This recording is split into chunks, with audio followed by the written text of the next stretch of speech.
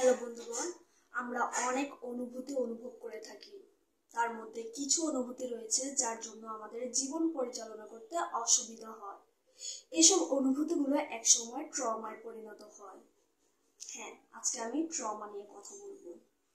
আমরা যখন খুব চাপযুক্ত, ভীতিকর বা কষ্টদায়ক ঘটনা অনুভব করি যা আমাদের নিয়ন্ত্রণের বাইরে বা মোকাবেলা করা কঠিন, তাই ট্রমা।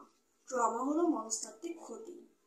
পরিসংখ্যানে দেখা গিয়েছে প্রতি 10 জনের মধ্যে 6 জন পুরুষ বা 10 জনের মধ্যে 5 জন মহিলা জীবনে অন্তত একটি ট্রমার মধ্যে দিয়ে যান। ট্রমা বিভিন্ন কারণে হতে পারে, যেমন গুরুতর দুর্ঘটনা, শারীরিক বা যৌন নির্যাতন, গুরুতর স্বাস্থ্য সমস্যা, প্রিয়জন কর্তৃক অপ্রত্যাশিত নেতিবাচক ব্যবহার, শৈশবের অবহেলা, সামরিক দ্বন্দ্ব এবং অনেক কিছু। ট্রমার জন্য শারীরিক ও মানসিক উভয় লক্ষণ দেখা দিতে পারে। ট্রমার শারীরিক লক্ষণগুলো হলো অপ্রত্যাশিত আবেগ, অনিদ্রা, দুঃস্বপ্ন, রেসিং হার্টবিট, প্যানিক অ্যাটাক, টানাপোড়েন সম্পর্ক, মাথা ব্যথা, বমি বমি ভাব, আত্মহত্যার অনুভূতি।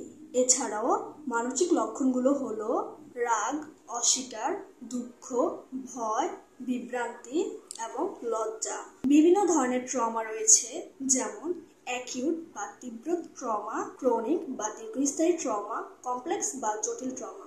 তবে ভয়ের কিছু নেই, ট্রমার চিকিৎসাও রয়েছে। ট্রমার চিকিৎসাগুলো হলো সিবিটি, EMDR, সোমাটিক থেরাপি এবং মেডিসিন। ধন্যবাদ এতক্ষণ আমার সাথে থাকার জন্য। আপনাদের BIFPS প্রতিষ্ঠানের পক্ষ থেকে শুভেচ্ছা এবং স্বাগতম।